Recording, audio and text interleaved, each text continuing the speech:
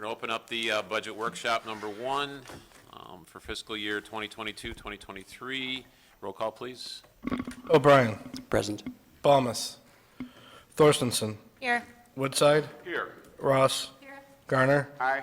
5 present, 1 absent. Gina let us know she was going to be absent, and Yeah, so Brian's going to get us started here, work high level to more details we go on, department heads. We'll talk about what's in their budgets, go through the other funds, the capital plan. We have food coming at 6:40, so we'll see where we're at that time, take a break. If we need to pick it up after the regular village board meeting, we will do so. But with that said, Brian can get it rolling here. All right, thank you, Pat. Just looking at budget timeline, kind of how we got to this point, November, December. We looked at the multi-year financial forecast. We did that internal this year. With COVID, it just kind of threw a little bit of wrench into all the assumptions and stuff. January 10th, we presented the multi-year capital plan. That led into the week of February 21st, one-on-ones with the mayor and trustees. That brings us to tonight, the first budget workshop. We have a second one kind of in the wings if needed on the 21st. Then the formal public hearing and approval on April 4th, and then the fiscal year begins May 1st. Planning and reporting process, you guys have seen this, starts with the long-term plans, leads into the annual budget, and then quarterly status reports on the budget, and it ends with the audit, which is a set of financial statements, the annual comprehensive financial report. Budget document is broken down into 11 sections. We're going to focus primarily on 4 of them. The budget message, which is kind of the broadest overview. We'll get into the executive overview, section 5, which is an all funds level, kind of look at things, and then section 6, which is more focused at the fund level. We'll spend some time on the general fund, and then probably fairly quickly go through the capital improvement budget summary, because not a whole lot's changed there from the capital plan presentation. And that should wrap it up.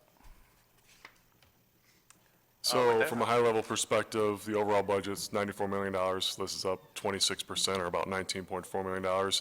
This is largely due to a couple items in here. One is the debt service for paying off Fire Station 3, so that's about $5.3 million. The road resurfacing and capital program is up 4.2. We've got interfund transfers to the fleet services fund, where we purchase most of the vehicles out of. That's up $2 million. And then the new health insurance fund that Brian will talk about, that's $4.3 million of that. So those couple 4 items account for the majority of that $19.4 million. The general fund is $46 million. It's balanced. That accounts for most of the day-to-day operations. The increase there is largely the personnel that we have included in this budget, and then the health insurance fund, which you'll probably hear over and over again tonight as we go throughout this. Capital plan that we reviewed back on January 10th, largest on record that we could find, $17.7 million. Nick and Heather and Brian will go over that later on. There hasn't been any significant changes from what we discussed earlier this year as it relates to the capital plan. As you know, 22nd year with no property tax levied by the Village of Gurnee. Also, no new taxes or tax increases in this budget. The general fund reserves are preserved. We're actually able to put the $1.5 million that we spent due to COVID back in the bank account, in addition to another $1 million on top of that. So the reserves are strong, in a great spot. That takes, the reserves are at, projected to be at $27.8 million. The minimal debt levels, again, hardly have any debt. As you've seen in the budget document, staff's proposing to pay off Fire Station 3, thanks to the bounce back in revenues, the expenditures that we reduced. We feel that we are able to do that. We'd be looking at October of this year, just to let things develop a little bit more and make sure everything's on track before we do that. So really the only debt after that is the IEPA loan for the Knowles Road Water Tower. Some personnel changes, up 10.6 full-time equivalents. Again, we'll go into this in more detail, but we do have the reinstatement of the interns across multiple departments, a couple new police sergeants, a building inspector, communications operator, deputy fire chief, to name a couple of those. As we talked about in the capital plan, obviously big investments in technology and cybersecurity, so Ryan and Chris will talk a little bit more about that. And then also on tonight's regular village board agenda, there's an item related to cybersecurity that we're bringing before the village board. Economic development, the small business capital grant program that we instituted this fiscal year has been going good. We were able to plug in $250,000 again for next fiscal year.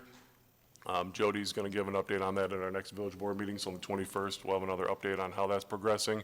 And then also the Economic Development Reserve, you remember that's the $300,000 that we started to put in the budget probably 3-4 years ago. 3 years ago, yeah. That if something comes up that's of interest to us, we have that flexibility and that funding there. If we don't spend the funding, then that just is earmarked for a future year. So again, last year we reduced that down to $50,000. Due to the pandemic, we've bumped that back up to the full $300,000 in this budget. And then obviously the strategic plan update, everybody's aware of where that's at. So the surveys around on the street. We've got focus groups coming up later this month. We got the village board retreat in May. So that's a critical document for setting the stage when we put together the spending plan, so that's underway currently. All right, we'll get in a little bit more into the numbers here, section 5. Before we get too far in, it's important, as Pat noted a few things here, where we think we'll end this year. This chart shows projected revenues and expenditures and surplus deficit. As Pat mentioned, general fund's got a $2.5 million surplus. That's after the $3.5 million transfer to the capital fund for the Fire Station 3 debt services included. Motor fuel tax ended with $364,000 surplus. We'll see that spent next year. The capital fund, this is where the Fire Station 3 money came into.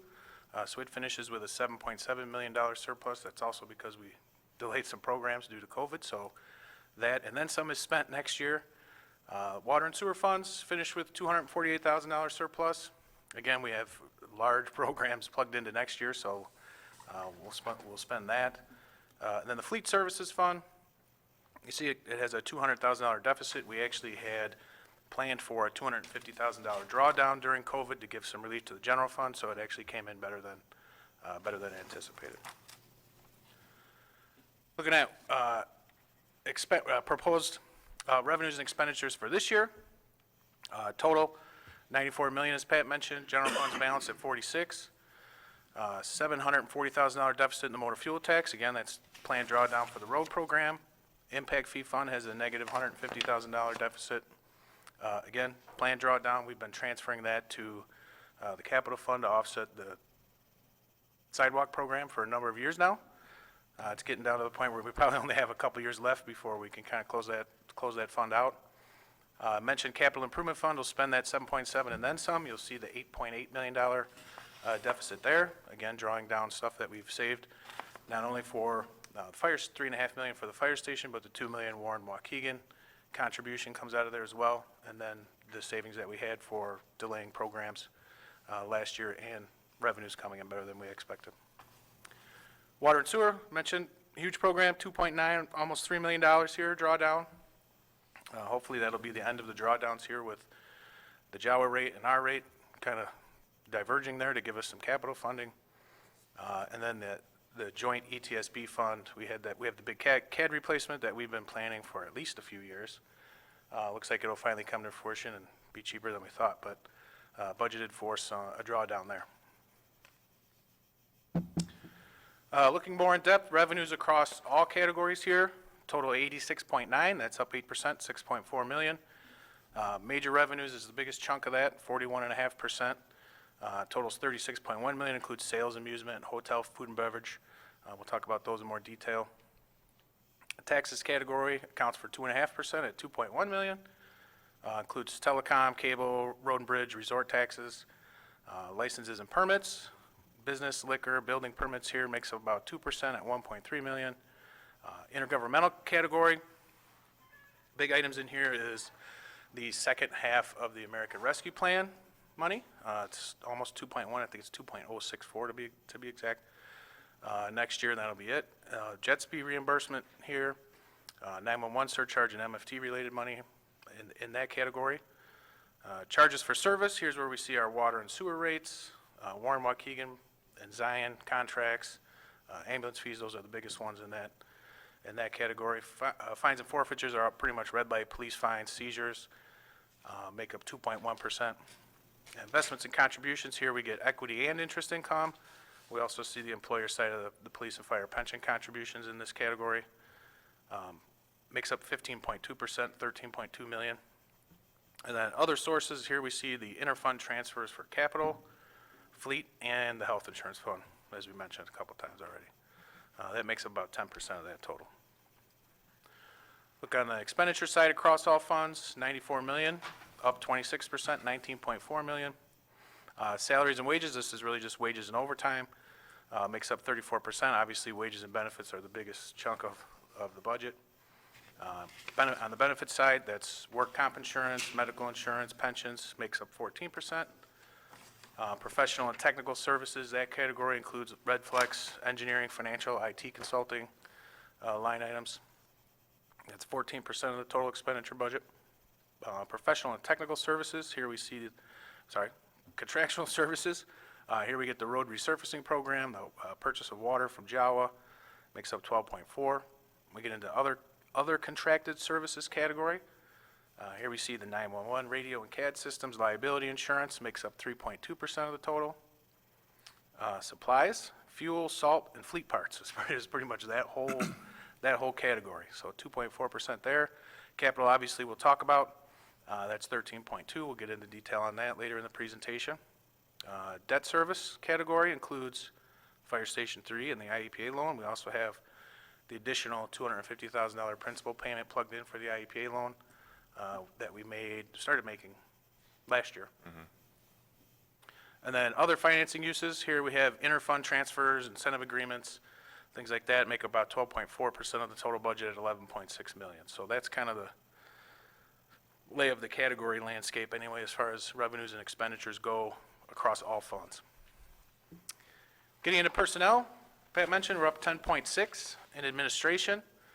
That includes promotion of the current assistant to the finance director to assistant director of finance and HR, adding GIS intern, and then maintaining one unbudgeted Infosys technician, or information systems technician.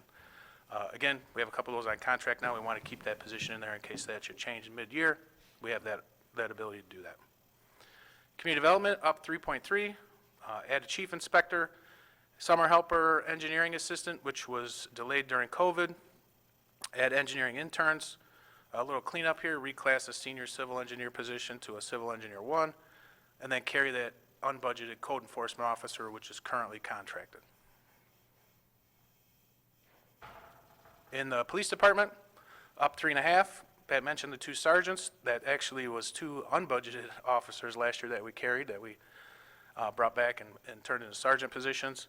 Add a part-time records assistant. This was something we had in the hopper pre-COVID due to some unfunded mandates for juvenile expungements. Add a communications operator, another one that we had in the hopper pre-COVID. Reclass part-time to full-time community service officers, just to clean up really for positions there. And then keep 2 unbudgeted police officers here so we can get folks in the stream, bring them on before we actually have those retirements here. And then in the fire department, up 1 FTE.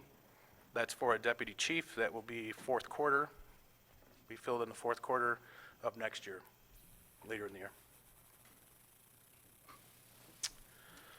Public Works, up 2.3. That includes the promotion of the current administrative assistant to administrative services coordinator to better align with the current duties. Add summer helpers, bring a finance assistant 1 from part-time to full-time. Add a maintenance worker that was held open during COVID. Reclassing again here, just some title cleanup, waterworks operator to a lead maintenance worker. And then maintain 3 total unbudgeted maintenance workers, 2 in streets and 1 in utility. Again, pending retirements, to be able to bring folks on for a short overlap.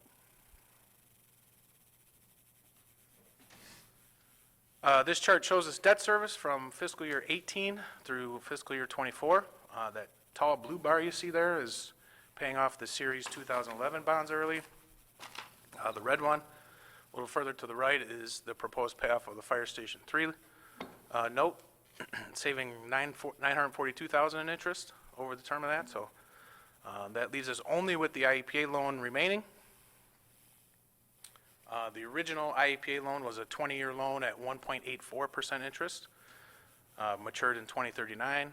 With the current plan we have to pay the additional principal every year, that brings that down to an 11-year at an effective rate of 0.98%, maturing in 2031. So fairly cheap. Getting in a little more into section 5 here. This just shows us projected fund balances at the end of next year. I just wanted to point out a couple high-level things. Obviously, we talked about the general fund. The water and sewer fund, after that big capital program, will be down to 34.2%. That's a comfort area. We don't want to go much below that. I wouldn't recommend that. But that's still a pretty good fund balance for a fund supported by water rates. So, in the capital side, in the capital funds here, they all maintain a balance that gives us the flexibility to keep a program. One of the things we learned from the COVID experience was having a little bit more balance in those funds allows you to reduce the general fund portion or the current revenue portion and utilize some fund balance to keep a program, keep the program going. One of the things we found out with Fire Station 3 is prices get cheaper during the pandemic, and you might as well take advantage of it if you have some reserves sitting there. So adjust those a little bit to keep more in there. And then the other funds, health insurance fund, it shows no fund balance at the end of next year. We were pretty conservative in budgeting that for the first year. We expect to have something in there at the end of next year again. I'll talk more about the health insurance fund on a slide coming up here. But and then fleet services has about $492,000 in there at the end of next year. Again, that's cushion for relieving the general fund should something happen again, downturn, something like that. Moving into section 6, here we're looking at specifically at the general fund. Revenues total $46 million, that's up 7.1% or $3.1 million. Major revenues make up 68% of that. We'll talk more about that on a slide coming up here. In the taxes category, that's down 1.7% or $37,000. Biggest changes in that category are resort taxes up $100,000, again getting back to pre-pandemic levels, and telecom tax coming down $122,000. We've seen that going down over the last at least 10 years, just changes in consumer behavior. Licenses and permits category up 26.9 or $251,000, getting back to pre-pandemic levels for business and liquor licenses. Intergovernmental category down 4.1% or $107,000. A few things happening here. We have civic contribution, which is a portion of the electric aggregation program that comes directly to the village. Kind of formalize that. We lose the SAFER grant, actually this month it expires. So that comes out. That we had the joint ETSB fund was reimbursing for one telecommunicator position. That was only a one-year deal, so that's done this year. And as I mentioned before, we got the second half of that ARPA payment in that category. Charges for service up 6.7%, $462,000. Biggest movers there is the ground emergency medical transport line.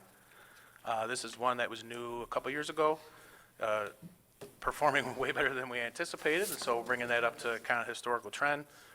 Contractual increases for Warren, Waukegan, and Zion, just increased pre-pandemic levels for ambulance services, and then splitting the school resource officers next year as part of the cooperation with the school districts.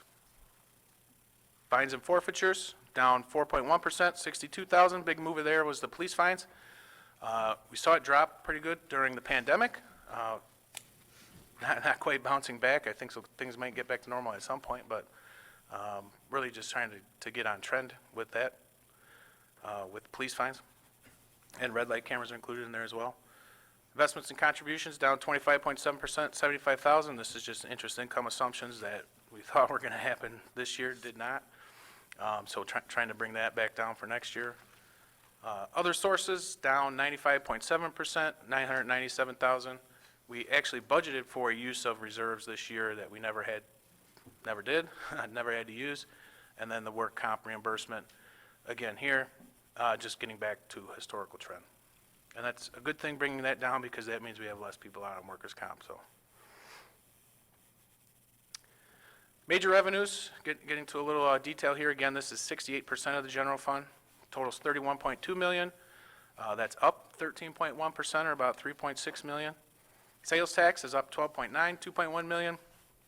This year we budgeted to recover 75% of what we had lost during COVID.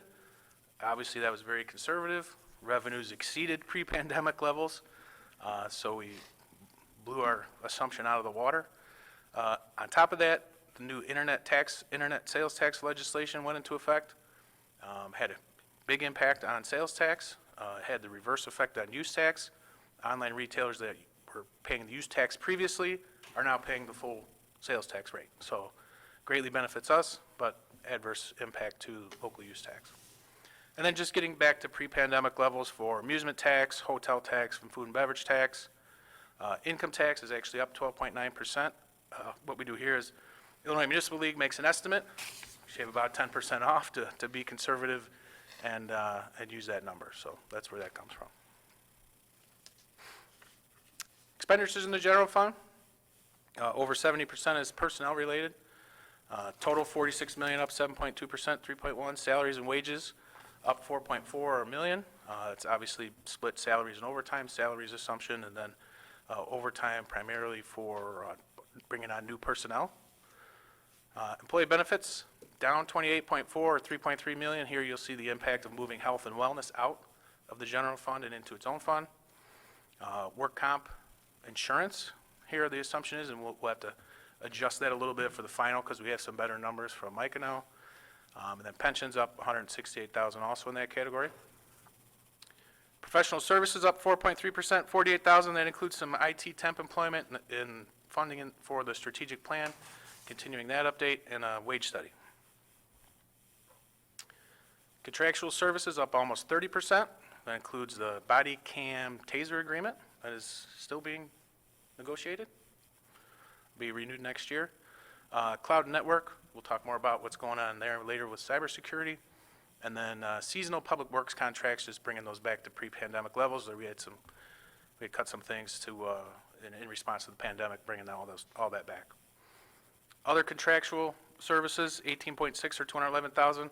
Training in schools, again, here we see new officers, liability insurance, up 45,000, and then a couple more public works contracts, mosquito abatement, and emerald ash borer treatments.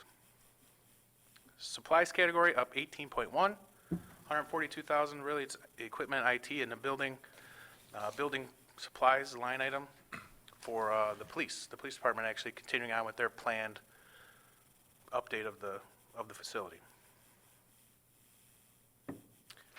Finally, category 49, other financing uses. Here we see the other side of the transfer to the new health insurance fund. So rather than having it in that employee benefits category, we have it in here. Also increase in the transfer to fleet services. Economic development reserve, as Pat mentioned, the rebates, incentive rebates that we have are in this category. Increase the Visitors Bureau funding to max that out, and then budget for a capital transfer of 500,000. So in our forecast, we assume there's a capital transfer every year of 500,000, but it comes from surplus. We were actually able to budget that this year, so it's a good sign. And with that, I'll be quiet for a little while and get into the individual division budgets here. Sure, so we'll start going through departments now, so any questions along the way, just chime in. So administration, going to end this fiscal year projecting a little bit over budget. You know, as we continue to navigate COVID-19, obviously we were very cautious throughout that entire process, but as things started to improve, I loosened the purse strings a little bit on some different areas, so we always budget so tight that any loosening there is going to result in an overage. It's important to keep in mind that the overall general fund is coming in $6 million to the good, so the $75,000 over here isn't anything to get too alarmed about, so Brian promised he'll keep me in better check next year. When it comes to next year's initiatives, you can see up about $135,000. And again, some of this we've touched on a little bit, and we'll talk about it in more detail coming up. But we use the general assumptions for the salary and wages, the health insurance fund that being created. That's why the employee benefits category is down. The other financing is up. Finance has a new module plugged in there related to tracking fixed assets from Tyler Munis, so that'll be plugged in. The cybersecurity services that Chris and Ryan will go over that I mentioned earlier is on tonight's agenda for discussion and consideration. Our legal and audit fees, the village attorney hadn't been adjusted for a couple of years as far as his rate, so we bumped that up a little bit. Audit fees went up. The health and wellness, when we are doing the transfer from the employee benefits to the other financing uses, you'll see those don't quite match exactly. There's about a $12,000 to $13,000 difference. We plugged in some additional funding for employee wellness programs that were, if anything pops up throughout the year, that we think will be beneficial to the staff, so we have funding for that. Other departments did the same. And then Brian had mentioned a wage study. So this is more for our non-bargain group. The bargain groups, the majority of them have language built in the contract that keeps them at a certain spot compared to our comparables. The non-union don't have that. Christine does a good job keeping track of the market, what other communities are recruiting, how much they're paying, but that's a little piecemeal, so we're hoping to conduct a more thorough wage study later on in the fiscal year just to remain competitive, because as everybody knows, the labor market, getting people in here is not easy to do. So whatever we can do to continue to attract talented individuals, we want to do that. So that's something we have plugged in for next fiscal year. So for the IS side of things, Ryan and I were going to work together on that. I was going to talk about the current year results, and Ryan was going to talk about the initiatives going forward for next year. Looking at results from this year, we were 1.9%, 18,000 under budget. We were under on consulting services, over on contractual employees, as highlighted earlier in the presentation. To talk a little bit about staffing and development, we have the assistant director position. That's part of why Ryan's here. It's an essential part of succession planning, and we're incredibly fortunate to have somebody with Ryan's breadth and depth of skills as part of that. Along with that, we have our sysadmin position on board. Persistence in recruiting paid off for us on that. Jeff Dishno is the individual involved. He's off to a solid start. He's adapting to our environment, consistently positive feedback from other staff members on his work. We have contractual relationships with people in police and fire for off-duty work. That was highlighted a little bit in some of the deviations from the budget. But they're intimately familiar with our operations. They do a great job. They have improved their skill sets and have a lot more of the understanding of the back end of what we do. Also in staff development, we're doing weekly staff meetings, trying to cross-pollinate between the different projects and make sure that everybody knows what's going on as we have more people involved. And have also looked to leverage some online technical training versus doing off-site training. This is something that's more flexible for people's schedules, a little less disruptive, but we want to bolster that fundamental understanding as much as we can. Other results from the fiscal year: Fire Station 3, the network, the cable plant, the AV systems, the computer workstations, access control, video surveillance. All those things are things we do in all of our buildings, but for a change, it was all of them at the same time. And we had strong contributions from our police and fire people that help us out on that, for sure. I think it might have something to do with the fire individual involved got stationed at Station 3. Endpoint security, this is kind of what you think of when people talk about Norton or antivirus or something like that. As that continues to evolve, we did a wholesale replacement of that in our environment. And just to give you a point of reference, that's 482 different devices. So computers, phones, servers, all those types of things. And I can tell you that that would not have happened in the time frame that we needed it to without that system administrator role. So we're grateful for the assistance there. And that, accomplishing that during this year will feed directly into things we have planned next year that Ryan will talk about. On our wide area network, or our village area network, obviously we tied in Fire Station 3, but we also had the Cemetery Road Pump Station come online with the monopole, and I wanted to express our appreciation to engineering and public works for all their work on that. It's a nice piece for us. It eliminated some problems and enhanced the connectivity to the pump station itself. We also did bolster some existing links, for example, Heather Ridge to the police station to help carry the Fire Station 3 traffic. I wanted to mention the ERP upgrade, our financial system. That was heavy lifting by finance and HR. They should really get a ton of credit for that. We played a supporting role in that, but ended up with a great improvement in our patching and manageability, and Ryan was the lead on that. And finally, under mobile devices, for mobile devices, we're 100% up to date on the entire fleet that we have out there, which has been a challenge, but we've gotten significantly better at it. But I think that it's important to stress that area because attackers are moving where the data and the devices are, and that's moving into the mobile field, and in addition to what you see in the traditional PC workstations. Mobile data computers and routers, we're moving away from some older configurations to something that we can really manage in some of the cases of those routers. And for the mobile data computers, our fleet in fire is a manufacturer who has ceased doing operation, so we're getting a leg up and made some progress on that for this year in planning that transition.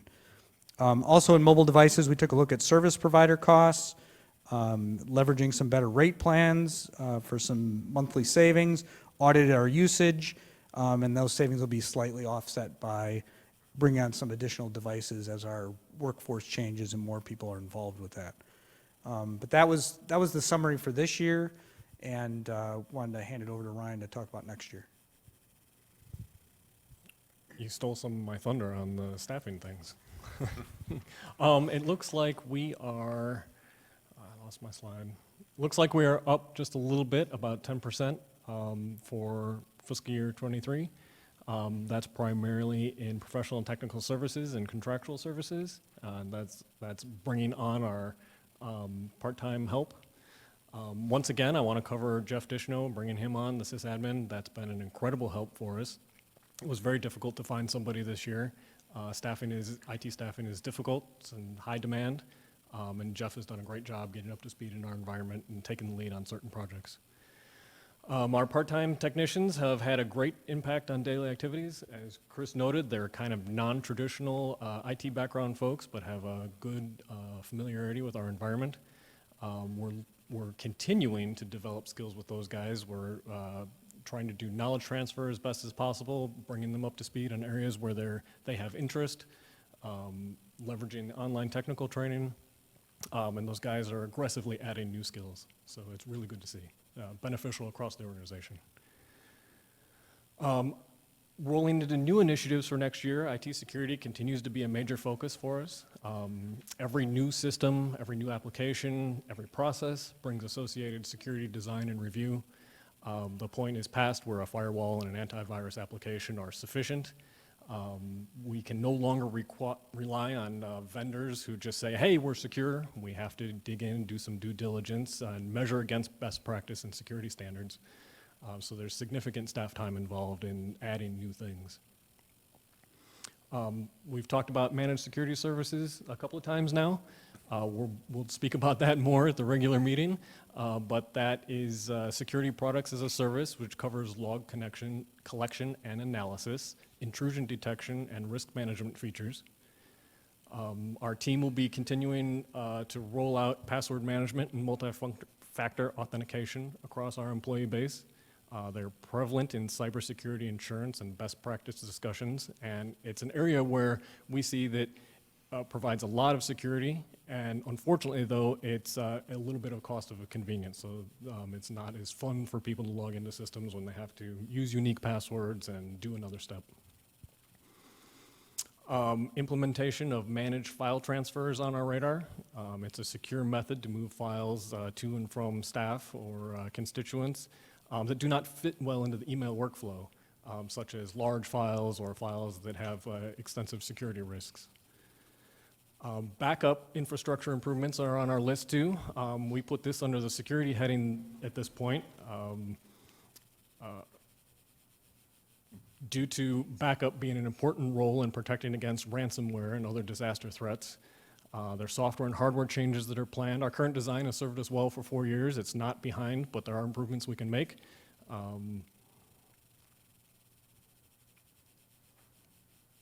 Infrastructure maintenance also is a primary focus for this next fiscal year. Our supply chain continues to be a challenge for new hardware, so we're taking that into account as we plan new features and purchases.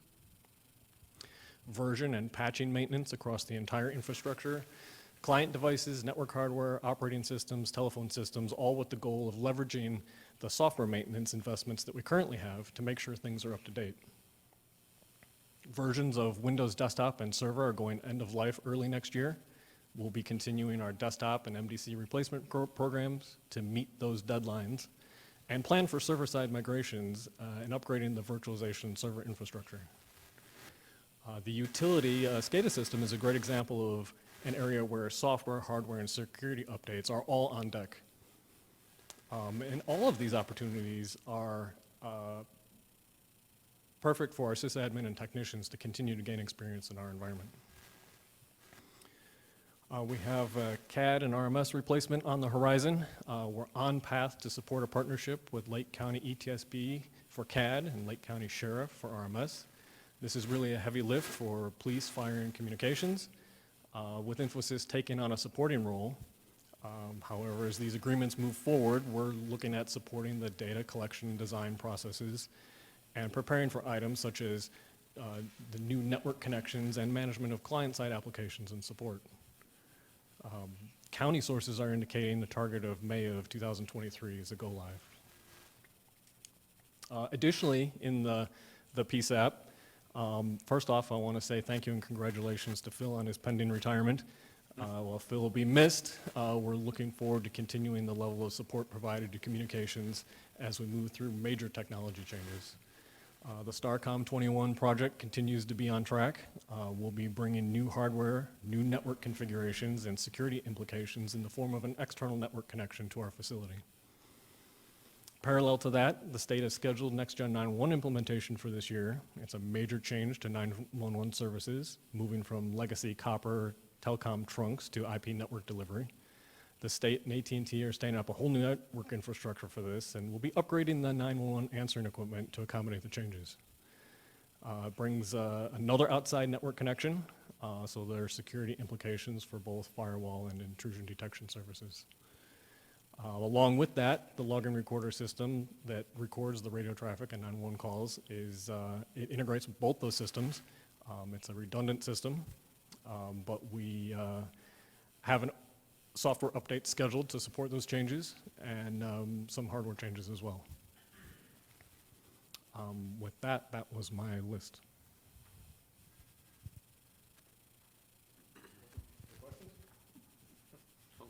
Trustee Thorstensen? One small question. I don't Sure. want to slow down your progress, which is excellent, thank you.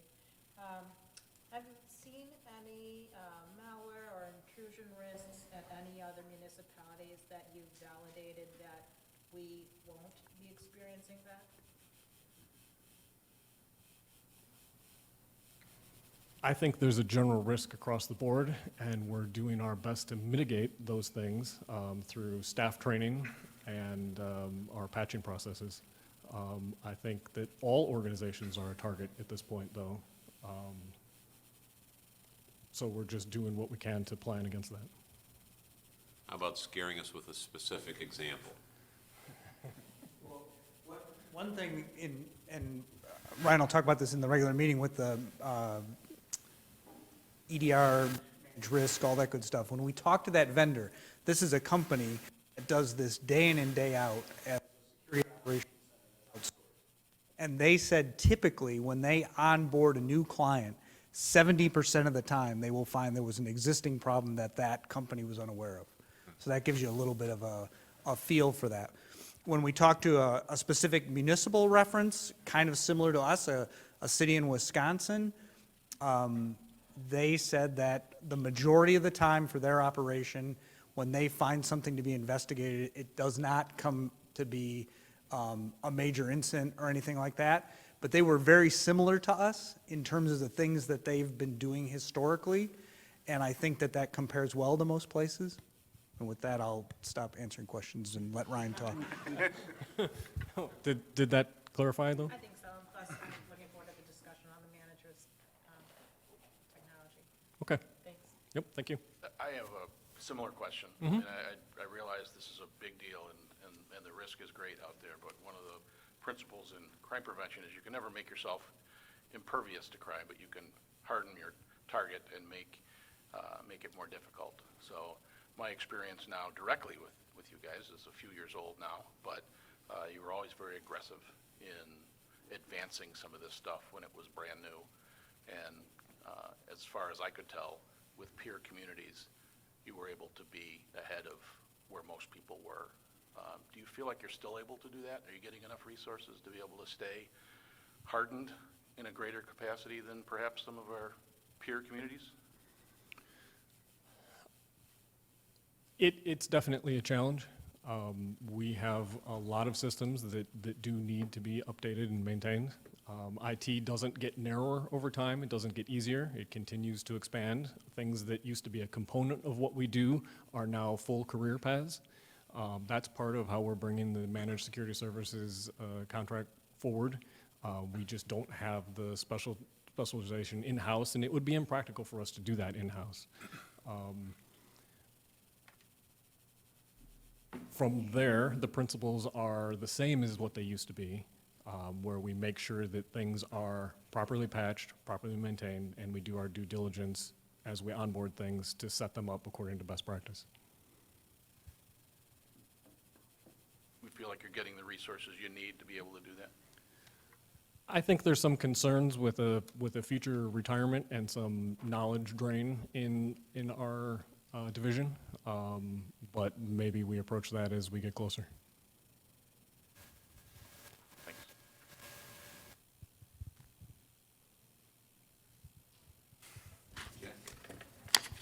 All right, thank you. So for the Public Information Division, I give this disclaimer every year. It's one of the smallest budgets we have, but this represents our operations for communications as a whole for the village. In total, we have myself, Jody Luca, Sean Gaylor, Carrie Suarez, and a little bit of Ellen's time is all spent in the communications role. So this budget doesn't fund any of our salaries, but it does help us in our operations. Looking at last year's results, we were over budget. I tried to cut down as lean as we could for a COVID budget. Part of it is I got to cut out a keeping posted for December in my original budget. But we ended up bringing that back just because we had enough things going on this year. Funds were coming back. It seemed like the right thing to do is send out a holiday keeping posted. Another thing that we did this year is we purchased Informacast. We had talked about that previously. It's a employee notification software. So what it'll do is it'll integrate with all of our systems and basically completely overwhelm you if there's an incident. So if there's an active shooter, you'll get it on every device you have, letting you know that it's happening. So while Blackboard is still going to be out there as our village-wide communications for residents, this will be more for internal communication. A little bit quicker, a little faster than Blackboard. For next year, some of the initiatives we're looking at, our budget's going up. We have a bunch of initiatives we're looking to bring in. One of the first ones is we budgeted funds for a CDN as a potential website security feature. Put this in there. Our website company, American Eagle, said that we absolutely needed this for additional security. Brian and I talked a little bit, especially last week. I had him try to explain to me, like a fifth grader, what a CDN is. I understand a little bit better, but I think what we're going to look at is we're going to keep the funds in there, but it'll impact much more than just the website. So we're going to look at it. Might be an upgrade this year, it might be a future upgrade, but we have the funds if we need to pull the trigger on it. Looking at some of the other software purchases, so we're going to purchase an agenda management software. And so what this would be is when you go to our website currently and you look for minutes, agendas, everything, that's all uploaded through American Eagle, our current website provider. When we moved websites, it's like moving a house and finding all of your, all the stuff that you accumulated over the years. So we have thousands of documents that every time we switch websites, we have to figure out a way to transfer, make it findable.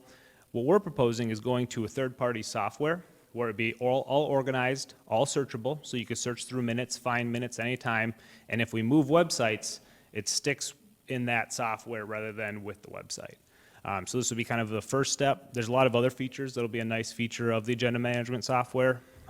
One thing is allow Pat to be able to put together the agenda. He could send out reminders, notifications to all the department heads. They would submit through the software all their pieces, and it would put the agenda together. Then it could mail out. We could put the packet online. That's something that we don't do currently, is we don't put our agenda packet online. It's something we could do in the future, and this would help allow us to do so. Additionally, from a minutes perspective, the clerk will be able to take minutes actively during the meeting, which he does already, but he would be able to fill out essentially as we're going along, who made the motion, who seconded it, building the minutes as we go. So by the time the meeting's done, we just have to fill in a couple of items and the minutes will be ready to go. So that's a proposal for this upcoming year. And a lot of that is all to prepare for a new website in 23-24. So I know that we just launched a new website a couple years ago, but we're at the stage now where a new website's needed every 4 years. So about at this time, ours is getting a little bit outdated, so it's time for a new one. So these are some of the first steps we're taking just to get us prepared for that process. So those are the major initiatives and major funds we have budgeted. Are there any questions for public info? Trustee O'Brien? Two, both actually security-related. I'll go backwards in my mind. If we put the minutes and stuff online, does that open up vulnerability for your neighbors to the right? Let me take that one. So the system as proposed would be a cloud services system. So the minutes would be all contained in a third-party provider.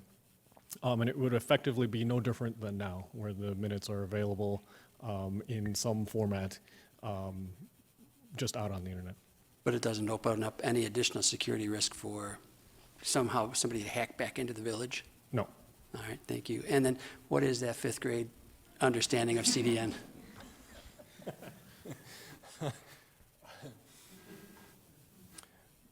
CDN is a way to distribute the incoming requests to a website across multiple systems.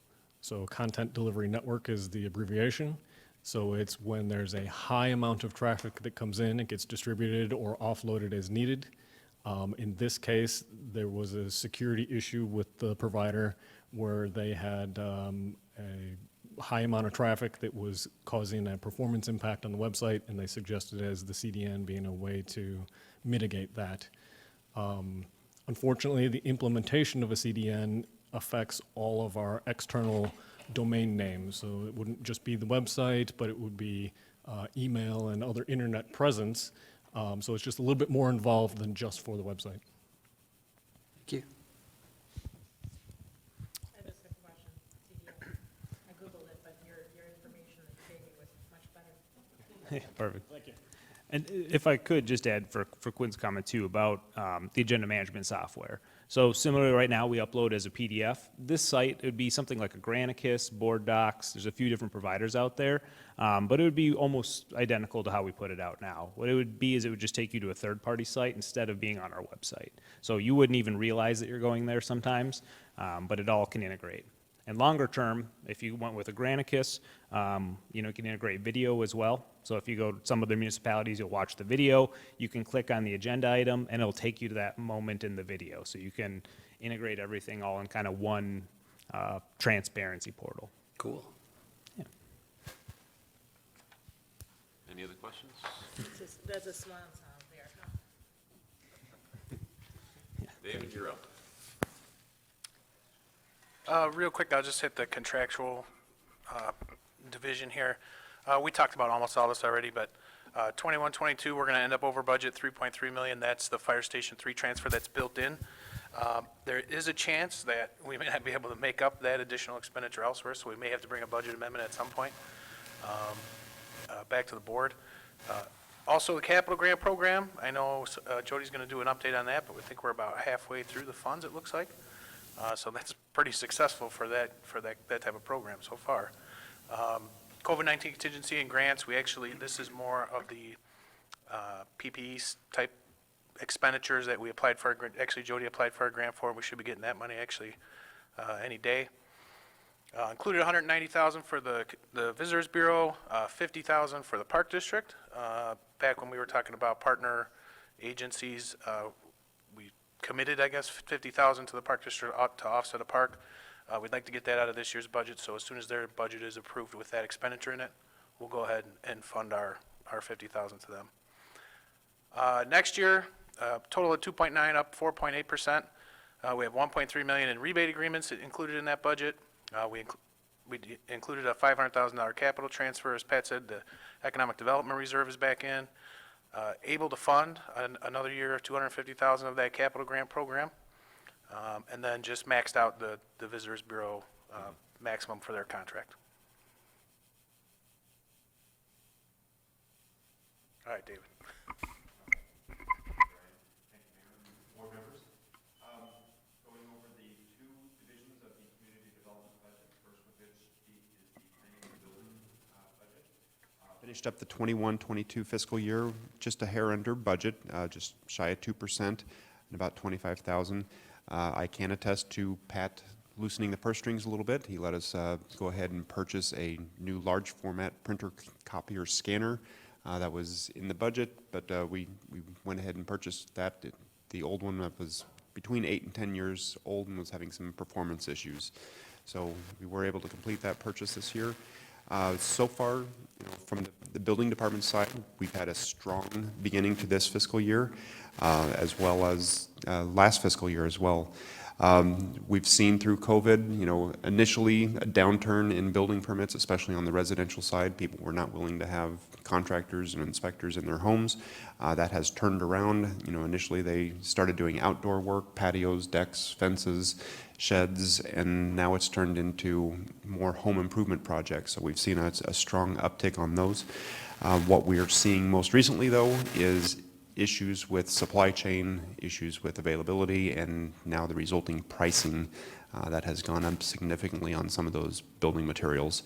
But overall, we're over 2,000 permits issued so far this fiscal year through March 1st.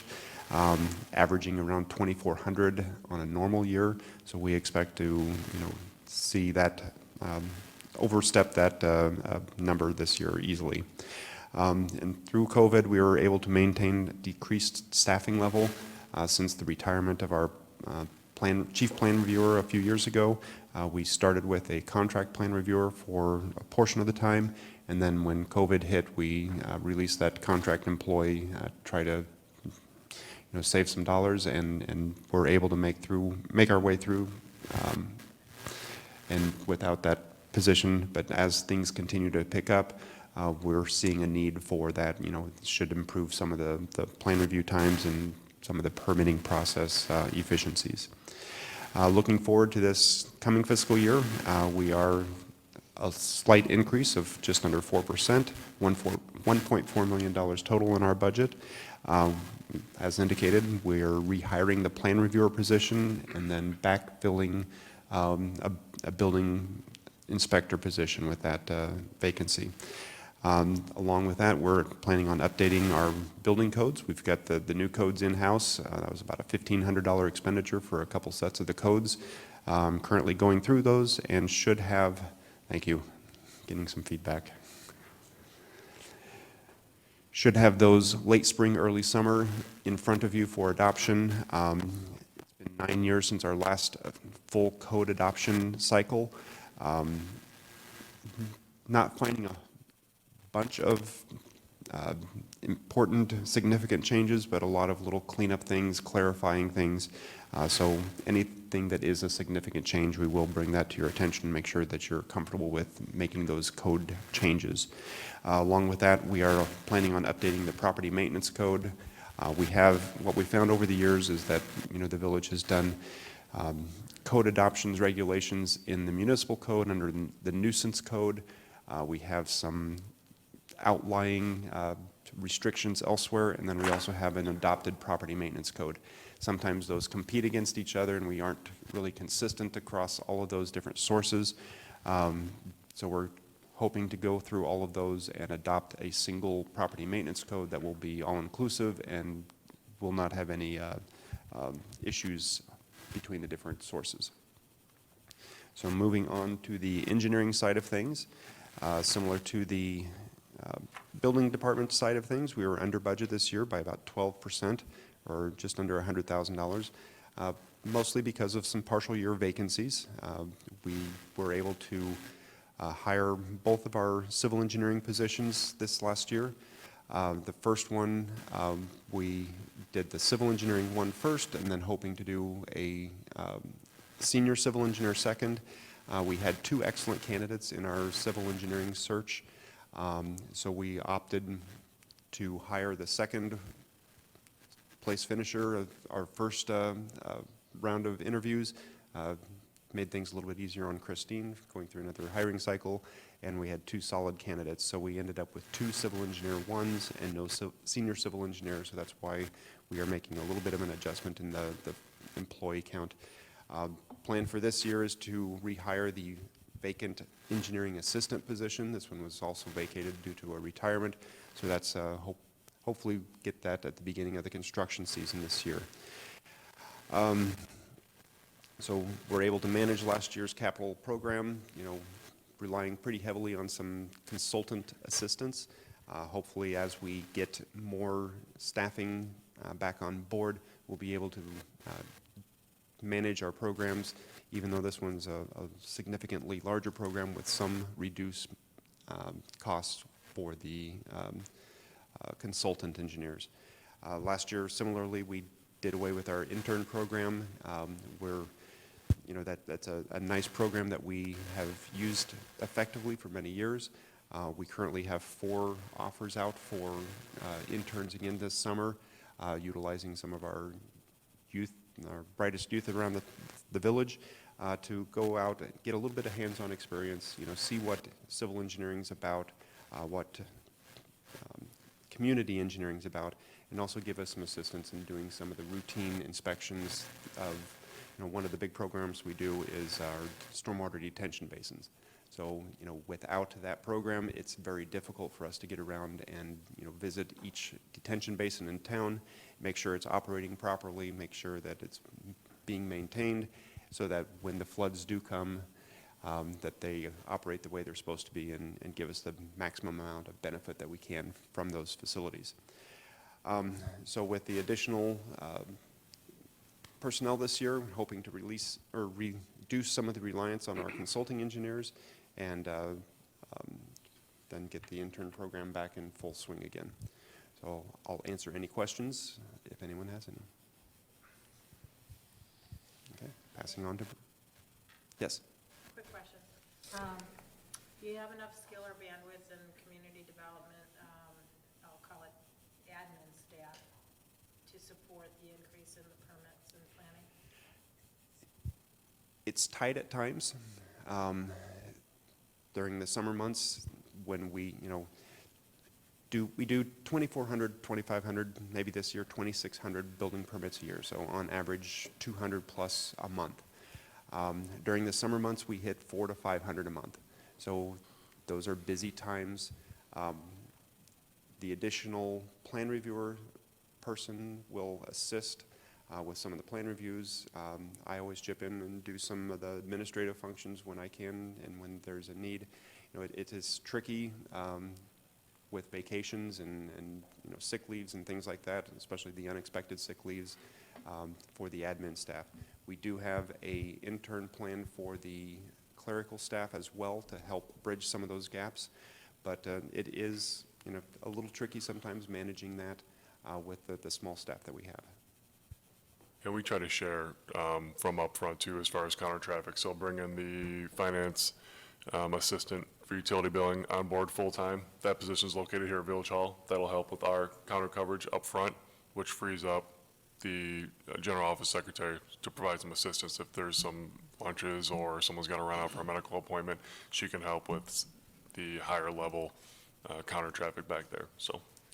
We do work well together. It's a team effort, and we share resources as best we can. So I was just going to say, so obviously you're managing it efficiently, but I'm seeing as the trajectory continues to hopefully go up for that. I mentioned, I think in the pre-budget that I have an associate that his daughter applied for Vernon Hills Community Development admin position, so knowing that another community is looking to add in that area, potentially because of their growth, I just wanted us to keep an eye on it. Thank you. Thanks, David. All right, good evening. Thank you for giving us the opportunity to discuss our budget.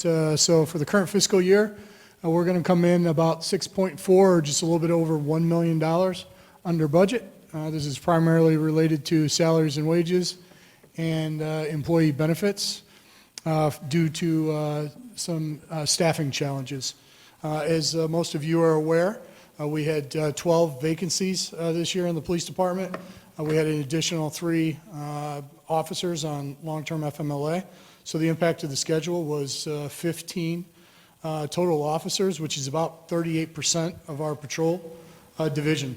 And so hiring was obviously a priority, and we tested 3 times this year, once in May, once in October, and again in February, which was a test that was just completed. We have hired 10 entry-level police officers and 1 lateral. We currently have 6 officers in field training and 5 that are at the police academy right now, scheduled to graduate in April of 2022. We are still 4 down from our authorized strength, but recognize we're still 15 down on the schedule because those in training have not impacted the schedule at all. And so we are still 4 down, and we know that we have 4 additional departures in the coming fiscal year, with an additional 4 in early 23-24. So a little bit about the staffing challenges there, just recognizing that historically it takes about 10 to 12 months of training before the officers actually impact the schedule. So we've done a really good job, and we've had a lot of support here within the village and with civil service, finding qualified and officers to hire, but we still have quite a ways to go before we get our staffing numbers up to the numbers that we feel we need. We do have an additional 4 academy spots that we're projecting to send officers to in early May 2022. So we are doing backgrounds right now, and hopefully we'll be coming forward here shortly, hiring at least 4 more. We did also do a sergeant's promotional test this year, and so that testing process has just been completed. Today was the final day for submission of preference points, and Christine will post that list tomorrow. You have heard both Pat and Brian talk about our promotions that we are asking to make in early May, and I'll get a little bit more into that when we talk about initiatives. Police facility improvements, I just want to reiterate again, thank you for the support. We were able to update our fire protection system with a nitrogen generator to help reduce some of the corrosion issues that we've had over the years in the piping. We were also able to finally repair the Veterans Memorial, which was out front in front of the police department. And then we are in the process of completing or waiting to complete, but in the process of upgrading the evidence storage system that includes some HVAC work and ventilation work related to the cannabis legislation from 2019. Community programs. I'm going to spend a little bit of time on this because I do want to highlight the fact that we were able to get back involved with the community this year post some of the COVID restrictions of 2020. So we were able to participate in 24 advertised community events in 21 and 22. This is down from our historical average, but a huge increase from where we were at during COVID. A couple of those things I just want to mention, the Honor Guard, which is generally a joint operation between the police and fire, participated in both the Memorial Day, Veterans Day, and 911 ceremonies. As always, we do everything we can with Special Olympics. We did do a couple of 3 junior police officers of the day. We did implement a new program this year for bikes and helmets. Big and small, helmets are for all. We were able to implement that program with Dairy Queen. And when we get to initiatives, I'll talk about an expansion of that program. We were able to donate school supplies through the mayor's back to school program that he hosted. And then for the 6th year in a row, the Veterans Coat Drive for the Midwest Veterans Closet, community senior facility meetings and events, and the parade at the mall, the Santa Parade at the mall, and then Shop with a Cop. A couple of things I want to highlight. Commander Jeremy Gaughan is here. He's a retired Sergeant Major in the United States Army National Guard. He was a guest speaker at the American Legion. We were able to roll out our biannual Neighborhood Watch newsletter this year, and that has been a big success. The Veterans Coat Drive, Officer Marcion Buter collected and donated over 500 pieces of winter clothing to the Veterans Coat Closet. We were able to participate with our senior living facilities this year for Veterans Day, and we had 3 officers go and recognize each of the veterans inside those locations, and that was very well received and quite touching for our officers that were involved in that. Shop with a Cop, as you know, that we've been able to grow that program each year. This year, we were able to provide gifts to over 70 children from the community. And then today, this was year 2 of the Valentine's for seniors, and we were able to donate or deliver 3,600 Valentines to over 600 senior living residents in our 7 Gurnee facilities. A couple of highlights. Since 2015, the Gurnee Police Department Social Lodge has donated or given back to the Gurnee community over $140,000 to local charities, groups, and athletic clubs. And Shop with a Cop has provided gifts to over 300 children. Veterans Coat Drive since 2017 has donated over 1,000 coats, 300 pairs of gloves, and over 100 pair of boots to our Veterans Closet here in Lake County to support veterans. Lastly, on Department of Wellness, with your support, we were able to roll out a wellness program application this year. More to talk on that as we get into the initiatives, but we were able to roll out an app with a primary focus on mental health, recognizing the challenges with the profession and and staffing and the increased burden on the officers and the offset to the work-life balance. We were able to roll this application out last month. It's been very successful. The feedback has been amazing thus far, and I will have more to share on that, but I just wanted to thank the village for that support. Initiatives for the coming year, as mentioned, we did hire 11. We're looking to hire additional, or we've budgeted to hire additional 12 officers. That is the 4 that we're still short, the 4 projections we have in the coming budget year, and the 4 known projections for early of the next budget year, recognizing it takes so long to get people trained. And so we are also asking to promote 2 new sergeants in May. That will help address some of the span of control challenges that we have right now in the police department with supervisors to police officers, but it is also a much needed step up in our supervision with all of the new hires that we've brought on, and recognizing that we're going to have about 23, 24 new officers in about a 15-month period. So this will, and then talking about the sergeant's test, we're going to ask to hire 2 in May, and we have 2 known supervisor retirements coming up in the upcoming fiscal year that we will need to replace. Brian and Pat both touched on the Axon body camera. We are still currently in negotiations. I just want to highlight one of the challenges that we are facing. We're not unlike every other community in Illinois that is dealing with a contract negotiation this year. But we started our body-worn camera program 5 years ago, and we were due for a renegotiation this year. Our initial offer came back 90% higher than it was in 2017.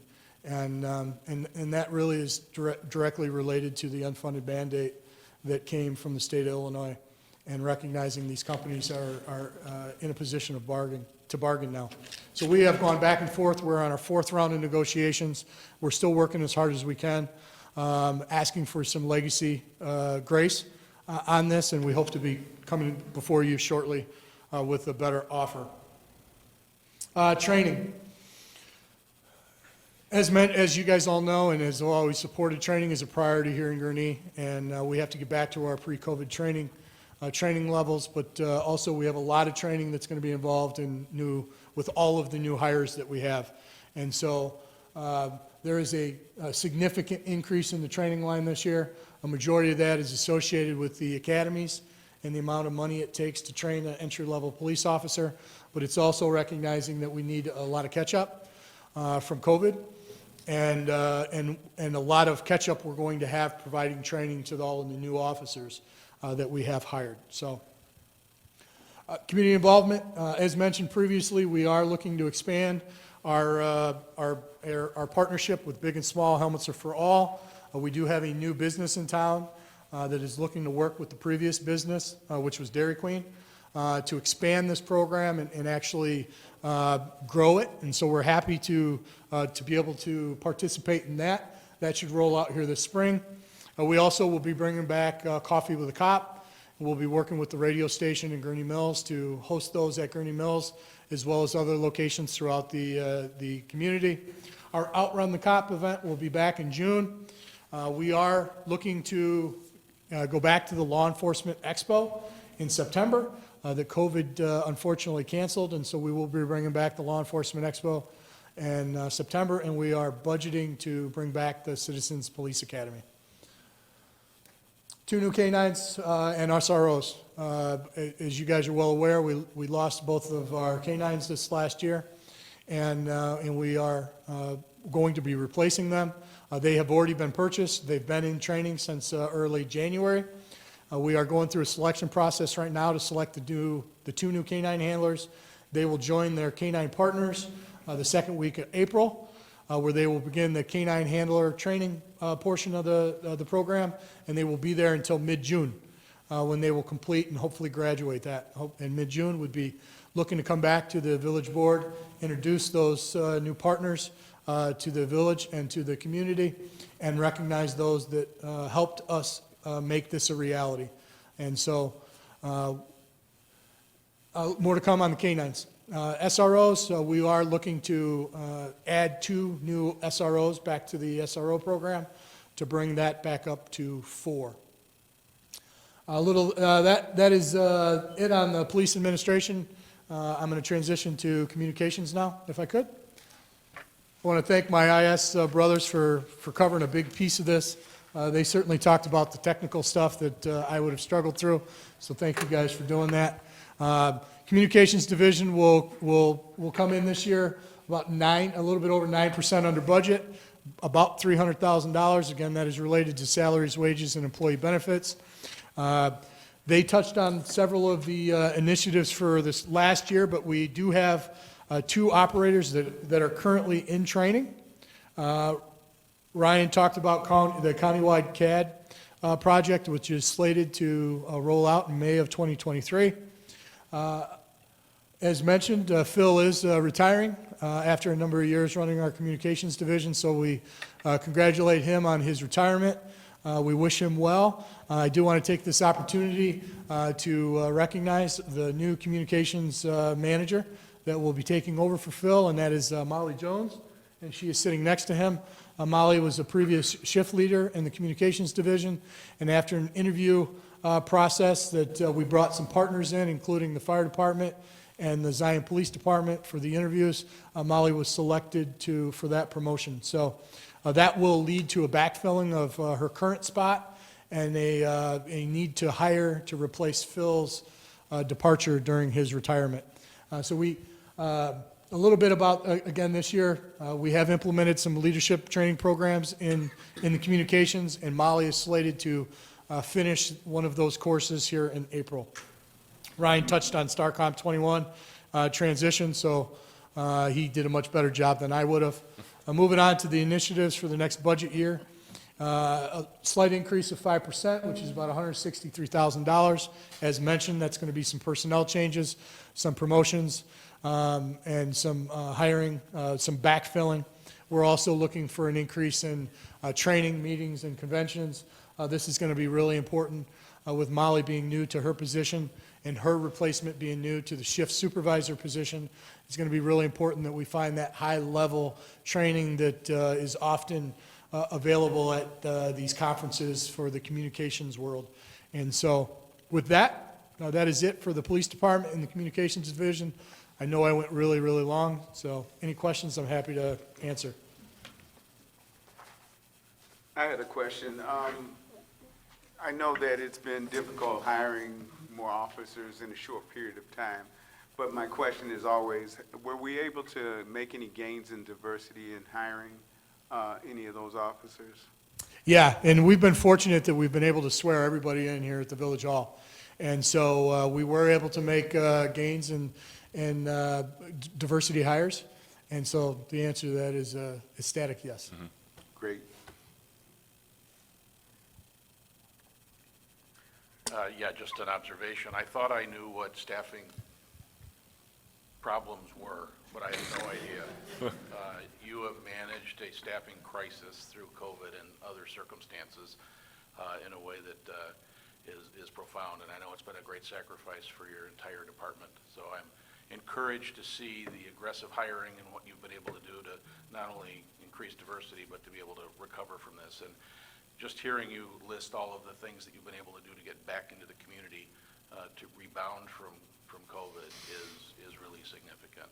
I'm really encouraged from a management standpoint that the authorized but unbudgeted positions are an option for you. So I'm hoping that that gives you more flexibility to anticipate these needs and be able to hire. But I also want to be very sensitive to what more you might need to be able to recover from this. So do you feel like you're well positioned to continue to move forward? Yeah, well, first, thank you. As you know, I sit here before you today. I have the pleasure to do that. But it really is a team effort, and the entire police department has picked up the slack this year, and we would not have been able to make the gains that we did without their sacrifices and their involvement. So thank you for that notice and that recognition. Yes, I think, we have some catch-up to do, and part of this is the importance of the support that the village has been asked and has given for the ability to upstaff in the future. The staffing challenges that we faced, we've never seen before. And recognizing how long it takes to train and replace an officer on the schedule, which is really the important piece, it will be extremely beneficial to us moving forward, that once we do get caught up, that we stay ahead and not only prepare for or plan, but prepare for future retirements and ahead of time. So yes, I do think that we have what we need. We've been very supported. We're thankful, and wouldn't hesitate to ask if there was something else that we did. So thank you. Well, another thing I want to say that I'm impressed by is unprecedented, the number of people that are in training in the academy, and bringing on as many as you are, and the foresight to add additional supervisors, anticipating the level of experience that is going to be impacted by that influx of new officers. I'm also encouraged to see that was approved in the budget and that you had the foresight to ask for it. So thank you. Thank you. And one last thing, congratulations, Phil and Molly.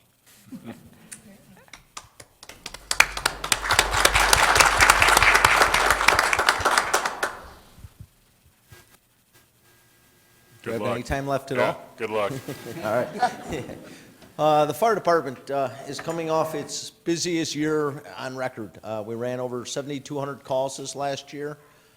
As you can see, our budget was over by 0.7% or 81,000. The majority of this was keeping staffing levels. Similar to the police department, we saw an influx of retirements play out, as well as during COVID, we had to continue to maintain and staff our 4 ambulances, and keeping people working and rotating through that was difficult during the times. Our staff was not completely immune to the disease as it came through, so as the pandemic wore on everyone else, it wore on us. To set a record on a year where we went from not wearing masks on calls to not only wearing masks and respirators, it was an exhausting year for all of our personnel. They came through well. But in light of that, it was probably one of the most exciting years in memory. We opened a new fire station. There's some good news. Fire Station 3, I appreciate everything you've done for us to get that open. We are incredibly excited. That was a project that initially was slated to come in at $6.9 million. First year, we spent about $500,000, $500,000 in architecture fees, and then we came in about $5.3 million. So we're $1.1 million under budget, on time, which for a capital project like that is unheard of. However, a lot of that comes back to yourself as a board. During COVID, when we were faced with the time to make that decision whether to build or not, I know we sat and listened to a lot of experts, but there was a lot of risk and on your part to go forward with that, and I think it really paid off. You got the citizens a facility they deserve in an area, underserved area. We showed through data. We're running calls out there. I will tell you that the call data is playing out live, just how we predicted it. That station with the 2 ambulance staff there are going out 6 to 8 times a day. They're covering up the other stations. We're seeing reduced response times due to it, and it's worked out very well. So very much appreciate it. Excited to announce that. I'm a little disappointed Brian decided to want to pay it off this year. I figured I could brag for at least another 10 years. We came in under $1 million. He took that away, so I got to do that this year. As part of that project, I do want to thank all the staff, the IT department, administration, building, engineering, public works. Everyone was involved in that, and it made it successful. It's a building as people come through it, as we've opened up to the public more and more. The feedback we're getting is nothing but positive. You can tell it was a team effort, and it really is something for us all to be proud of, so thank you. The other part of that, on a record year of calls, you would think that an ambulance replacement would be something that was very important. Last year in the budget, we slated to replace an ambulance. However, last April we ordered it. It's not going to be here until this upcoming November at the earliest. So we continue to run the 5 ambulances we have. The ones a year plus past due. If you remember, about 3 years ago, we changed the life of our ambulance from 8 years to 10, so we're going 11 plus. Our maintenance team that we're fortunate to have on duty all the time, doing work well on duty, so we don't have to pull vehicles out and send them to vendors. We do all of our maintenance in-house as far as preventative maintenance. We do brake jobs. We do quite a bit in-house, and it really has paid off this year with this additional work we've had to do just keeping the vehicles up and running. So really appreciate all of them. I'd be remiss not to discuss at least one technological change we had this year. We'd like to keep bringing the fire department up and going to the future. Just prior to last month, when every time we pulled up to a hospital, we would complete an EMS report, a patient report. We'd go back out in our ambulance, and we would actually print the report. Then we'd have to go back in and take those 6 pieces of paper and get it attached to the chart. First, that means we have to carry a mobile printer in every vehicle. Supply ink, we have all the paper there. We transport 6,000 to 7,000 people a year, so you can do the math on the paper and all that. We just went live with a new system called No2. The moment we post a report complete, it actually sends the report digitally right to the patient's medical records. It's a very secure system. We appreciate IT went through everything with us. They watched as we worked with this vendor to put this in place to make sure we're on the security and everything was in place. But not only has it saved us the time and the effort of printing the reports, just the staff time going in, coming out, the additional printers and reports and everything. So it's a big change for us. It's a positive one. It's something that the team, John McNeil, our training medical officer, Jody continues to push us forward in technology.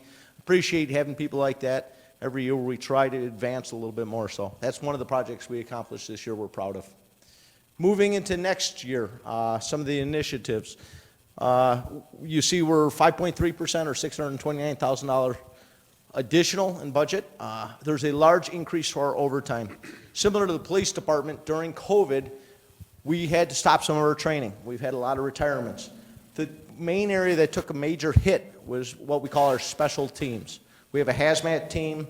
We have special rescue teams for below ground, high angle, confined space. We have dive teams. And these teams, as retirements come, we have not backfilled these positions. So this year we're looking to add 4 people back on our SRT team. We just currently had 2 individuals finish hazmat certifications. We're getting our staffing back up in hazardous materials. Our divers just recertified just last week out of Lake Arena. They're all in place. They continue to do ice dives. And that's where you're seeing some of the additional. We need to get the training up. We need to get these teams back up to the levels they are as we're getting back to normal here. So additional items that we've seen increase, Fire Station 3's reoccurring costs. We do have a 2-year warranty. We'll do the 1-year walkthrough. In August of this year, we'll be able to go through, find items. Really, the punch lists so far have been minimal. We've had the vendor out one time to work on a garage door sensor. We've had some other items. Furniture's probably been our biggest headache.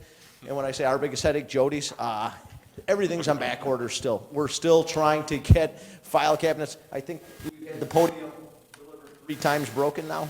We're trying to get the 4th one there. That vendor's been great to work with. I say that because Jody's doing all the work. But really the furnishing of the building, and that is what we've seen. The quality of the building itself is really holding up well as we've been living in it for the first 4 months. So we're happy with that. But it's a 2-year warranty, which is great. We'll do the 1-year walkthrough, and we still have another year after that. So The next item that is in the budget this year, you'll see in our capital, we asked for an increase in our building. Fire Station 1, we want to reconfigure it. Currently, our bunk room is an open-air bunk room, and it really came out during the pandemic. As we have people sleeping basically in shared air, we were trying to wear masks at times, we were trying to do all different things. This will allow us to create 8 individual bunks within the room, similar to Fire Station 3. They'll be a little smaller, but we feel like we can get them all in individual. We'll upgrade the HVAC so they're having air coming in, out. They're all breathing different air coming out, and they'll have their own returns. This is something we need to do for just the health and safety of each firefighter, and it's a project that we're taking forward and hope that you're able to pass in this year's budget. The other part of that is the front office of Fire Station 1.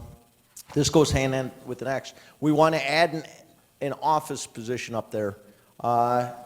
Back about 10 years ago when we had a deputy chief, we actually had our chief and deputy chief in 2 separate buildings. We found out management-wise that wasn't real. It didn't work very cohesive. The battalion chiefs and the chief are in one building, this deputy chief's kind of out at another building on an island, and it really is a hard time as you're planning for session planning and all that. So we're looking at reconfiguring the front office Station 1 to be a deputy chief's office. We've got some initial plans, worked with the architect that did Fire Station 3. They've done some quick drawings for us, and it looks like it's something we can manage next year in the budget. So that's worth some additional dollars. And the last item there, the big one, is to add back in the deputy chief's position. As I start to age a little bit more, as the department keeps growing, we need to figure out what our future is going to look like here. So as Brian said, we've got it slated in the 4th quarter to start looking at that position, filling that, and getting someone up to speed. That way someone can compete with the mic time that Chief Smith has. That being said, I'll take any questions.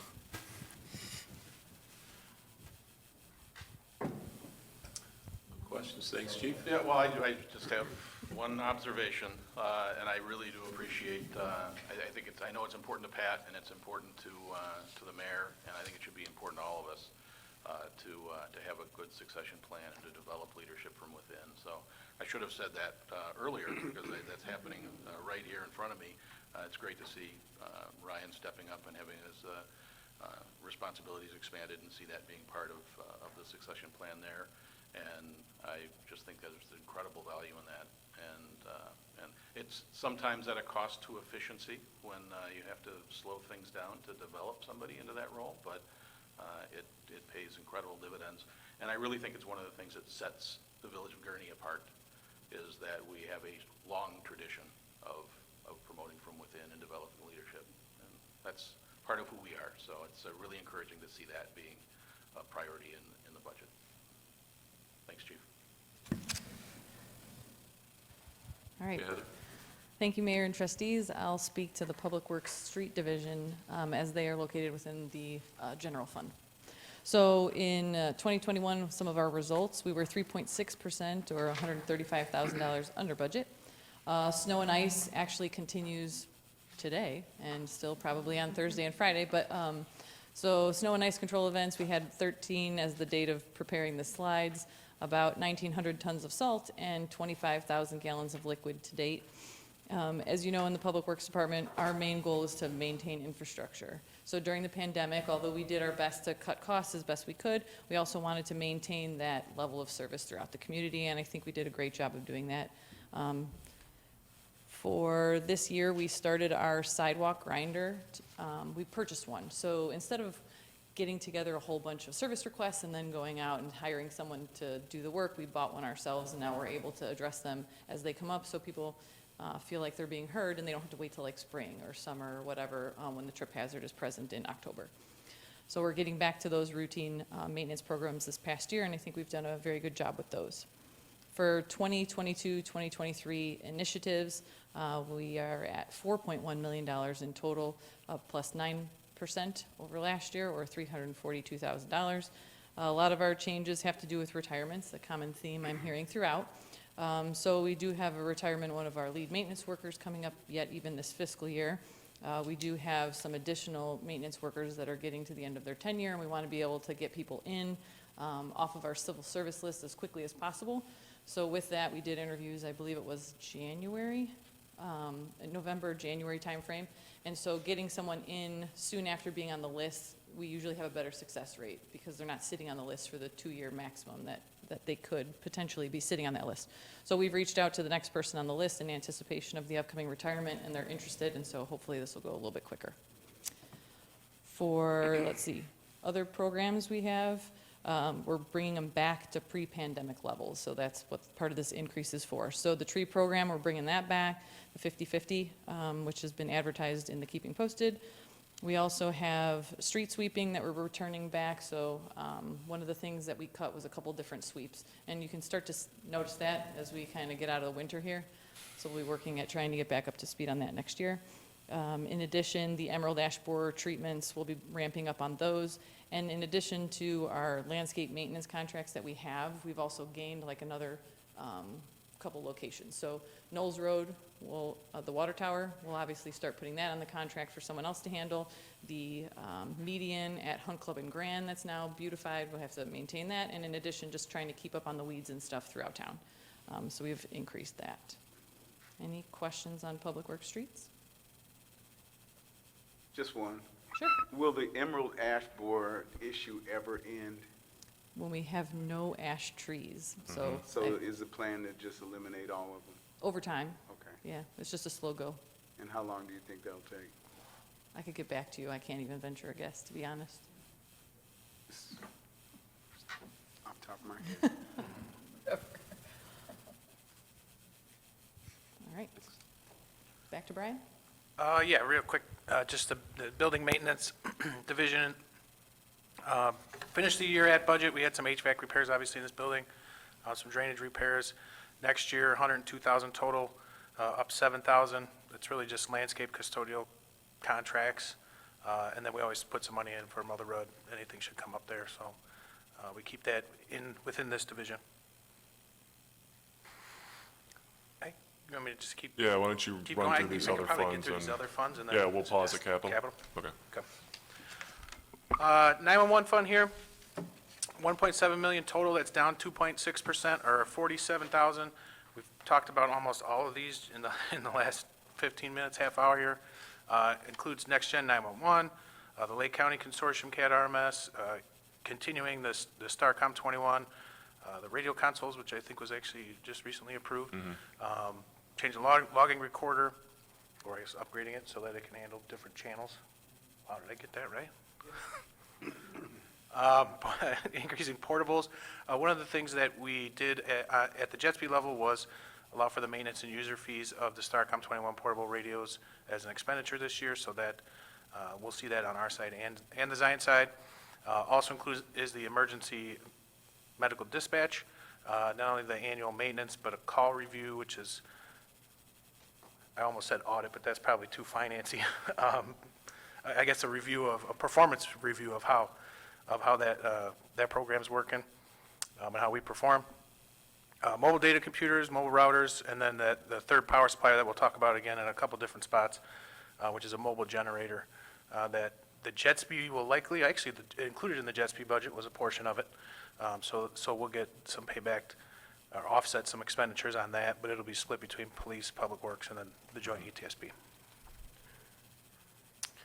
Motor fuel tax fund, 2.3 million total, up 44.9%, 727,000. This is our street resurfacing program. We also have our final Rebuild Illinois payment that we've used for the Stearns School overpass, and I think that'll be our last payment on that as well. We also included in here is some high growth funding for a program that'll come down a little bit with the census, but roughly about 40,000. So we could spend that on the road program. Initially, we talked about having a lower fund balance here. I think, like I said before, COVID taught us that it's nice to keep a little money in reserve to relieve the general fund, and prices go down in a pandemic, not up, so that helps when you have some buying power there. And it offsets the home rule sales tax contingency. If that goes down, obviously we can offset it with this fund balance. So, impact fee fund, $150,000 total. This we've done over the last number of years, just transferring $150,000, $200,000 to the capital fund to offset the sidewalk program. We're gonna be down to about 268,000 at the end of next year, so we only got a year or two left to be able to do that. PD Restricted Revenue Fund, this is where we get the forfeiture dollars, 226,000 total. That's actually down a little bit from last year. We have some vehicles and equipment in here, evidence storage that Chief Smith had talked about a little bit, vests, go bags, 2 unmarked squad cars budgeted for in here. And then new this year is some canine programming, some training and supplies for one of the canines is eligible expense here. So we included that in here this year. Not all of it, but a portion of it. Capital Improvement Fund, 14.6 million. That's up 98.2% or 7.2 million. On the revenue side, we have 2 transfers in from the general fund and the impact fee fund that we just talked about. But this is the capital, the non-water and sewer capital improvement budget. So transportation system, 5.2, stormwater, 300,000, vehicles and equipment, 2.6, technology, 849,000, buildings, 393, and then the fire station debt service. Again, we'll go over each one of those categories when we get to capital. Golf course fund, just $50,000 total budget here. If you remember, a couple years ago, we started putting the amusement tax generated at the course back into this fund for upcoming improvements. We got the Golf Visions contract coming up later this year. November. And then still some clubhouse improvements that are being worked through with windows, things like that. Ending balance here will be $278,000, so you can see it's starting to build up a little bit. Obviously, that is going to be needed. We got some pretty big expenditures coming down the road that we'll probably talk more about when that contract comes up, but the sprinkler system is one that's staring us in the face here fairly quick. And then Heather, you want to talk about water and sewer?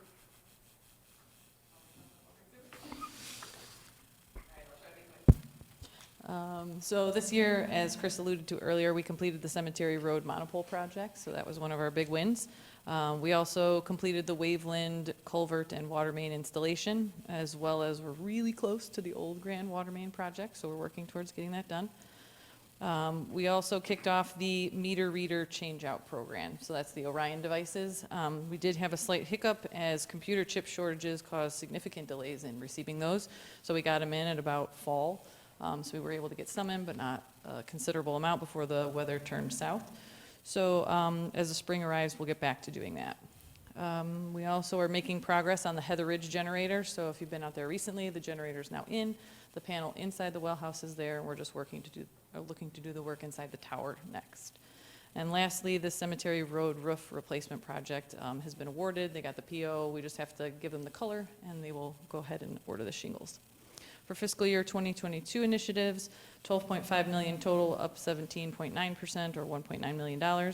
What we noticed during the pandemic when it came to water usage is that we have a pretty even split of commercial industrial versus residential. So as businesses kind of closed down, people stayed home. So we kind of saw like a general balance. There wasn't like a drastic cut, which we were very fortunate for. So that's how we weathered through that. This year we intend to have rates still held flat to help mitigate that economic impact that all of our customers are feeling. We also, as I mentioned earlier, we'll be doing year 2 of the meter reading project, which is a 4-year program, so $350,000 set aside for that. We did, like I said, had shortages or delivery delays due to shortages with the chips, so we're getting the earlier purchase orders in order to try and offset some of that. But every time we try to, outsmart the system, something else will come up, so we'll see what happens. We have a lot of capital this year compared to last year, as everyone keeps mentioning, with a very robust water and sewer capital program. I think Nick will get into the numbers on all that later.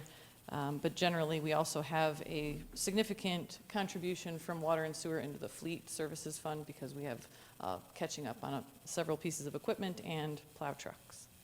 That's all I got. That's good. Let's just break there. We'll break there. Sure. So we'll break here, so we don't have to rush eating and pick up after the regular meeting. A lot of what we're going to cover for the second half here, you've seen already, going over capital, last couple funds left, and then the capital program, so it shouldn't take too long. But again, give us time to eat, so. All right, Pat. Yep, so we will continue on with the budget hearing where we left off before the regular meeting. So I believe we're at, Fleet services, yeah, we wrapped up capital improvements, so fleet services, so. All right, for the fiscal year 2021-22 results, this past year, Fleet has capitalized on several initiatives to keep things in our vehicles in good working order. Beyond the day-to-day repairs and the service requests, we procured 4 police squads for the police department. They're currently being upfitted now, although it was significantly delayed because light bars took a while to come in. So every once in a while, there's just one component that takes a while that kind of holds things back, but we're moving forward. Fleet also took possession of our first plow truck at the end of December, and the second one just a couple weeks ago, actually. So it's been involved in a couple events. Keep in mind that even though we got them back about this time, last year or the previous year, we had purchased the chassis. So the only thing we had done this year was upfitting, and it still took a very significant amount of time. And it sounds like chassis purchasing going forward are taking a very long time, similar, maybe a little bit less than the scale of the ambulances. So delays in the supply chain are affecting us all. Lastly, we purchased an additional module in CFA, which is our fleet program management tool that allowed us to track uniformly through the APWA standards for evaluating vehicles and heavy equipment so that we could target replacement years in a more timely fashion and maximize our return on investment if we were to sell something back. So this proved very useful this past budget year, and I think it will considerably so going forward. For fiscal year 22-23 initiatives, we have $3.6 million total, 102.5% increase, or $1.8 million. As I mentioned, we upfitted half of the trucks, right? So buying 4 vehicles, large plow trucks this year significantly increases that percentage, but it gets us back on track with our replacement schedule. Also, the 4 police squads, the 2 CSO pickups, and the 4 detective vehicles that have been mentioned before. Also in Public Works, a lot of heavy equipment, so we haven't had any purchase in the past 2 years. So this year we have the sniper jetter, which cleans out our sewers and sanitary lift stations with high-pressure water. The backhoe replacement, a mini excavator, and a loader, which will come in handy. We've had some breakdowns in our loader this past year, so we're looking forward to that. Also under heavy equipment, which we've touched on a little bit, is the shared purchase of a generator. So at the police department, comms needs a backup power. So just in case they lose feed and their existing generator doesn't function, we're going to have this 3rd level of protection, and we're going to split the cost so that we can use it to tow it to a lift station if need be. So it'll be versatile enough to power them, but also smaller scale to be able to power what we need. And if we mount it to a skid, we think we'll be able to just pick it up with our hook lift truck and take it to where we need to, and then drop it back off at PD and be as seamless as possible. Going forward, we also have some additional charges in this line item, or in this account, for cloud services. The software that monitors our vehicle output of salt and liquids and location is called Precise, and so they've gone from Wi-Fi to cellular hosting, so there's some monthly incurrence of fees on that now, but it's definitely more helpful when I'm in the office, seeing where everybody is and how much salt they're distributing, and if someone calls and says that someone's going too fast, I can monitor their speed and indicate that no, they're really just going 15 miles an hour, even though you might think it's 50. So it's helpful in that regard. Other increases in fleet are attributed to building up some of our part inventory. So since supply chain has been difficult, we're trying to be proactive from that regard. And lastly, we've ramped up our internal training, so our mechanics, trying to get them back to pre-pandemic levels, especially as some of our Peterbilts get to that timeline where now we're going to have to be able to maintain those types of engines. Any questions on fleet? Yeah, and I would just say, I mean, there's a lot of equipment and vehicles in here, but we're not confident that we're going to receive them all this next fiscal year. I think they told you 600-day build time on a fire engine, so there's one that's in next year's budget. Yeah. But the fiscal year is only 365 days long, so there's, some of this stuff is probably not going to show up and be carried forward another fiscal year. So at this point, it's really just trying to get in line for this equipment because everything is just so backed up. Correct. Yeah. All right. New health insurance fund here, we talked a little bit about this. Total budget, $4.3 million. That's up 5.5% or $227,000 if you compare it to where it was housed before in the funds in the different divisions. Again, establishment of the new fund really centralizes health and wellness volatility in this fund, takes it out of the general fund, also allows it to establish its own fund balance to be able to kind of offset those extreme ups and downs. We put a little bit more money in for increased wellness, as we talked about earlier, and just kind of how the charges work. Previously, we had charged departments based on actual coverage for employees. We're just charging basically a flat fee for all full-time employees is how this fund gets funded. Police pension fund, 3.7 million total, that's up 3.3%. Consolidation update. So as you know, the police and fire legislation consolidated the investment for both into one downstate group or one group. Police still has pending litigation, so they're not quite as far as the fire side, but they are working through it, so to speak. I'll get on the next slide, we'll talk more about what fire did. But we really don't have any direction from the police side yet about how their actuarial assumptions are going to work and what that will do to the employer contribution going forward. So we just don't know a lot yet on the police side. But we budgeted for 7% investment return, which is our actuarial assumption, and then some additional retiree pensions. On the fire side, 2.4 million total, up 2.1%, 49,000. Again, consolidation update here. The biggest actuarial assumption is that rate of return, and the fire pension fund, we initially thought it would be somewhere between 6.5 or 6.75. They settled on 7.125. So it was a little higher than we had anticipated. I was actually looking to bring our policy down because we're at 7, so I thought it would come down, but we'll see where the police land, and then we'll make a determination and come back with something at that time. Again, same thing here. Budgeted 7% for investments that included additional retiree pensions. The joint ETSB fund, 2.1 million total, up 113,000. We talked about the Gurnee side when we talked in the 121-911 fund. Add to that what Zion is looking for, 365,000. Again, Starcom radios, maintenance and user fees, the same as we did on the Gurnee side. Fire is looking for some VHF radios, and then mobile terminals and some contract IT assistance that they pull out of this fund. Moving into capital, not a whole lot here's changed, and we actually just talked about a lot of it, so we may move fairly quick here, other than infrastructure.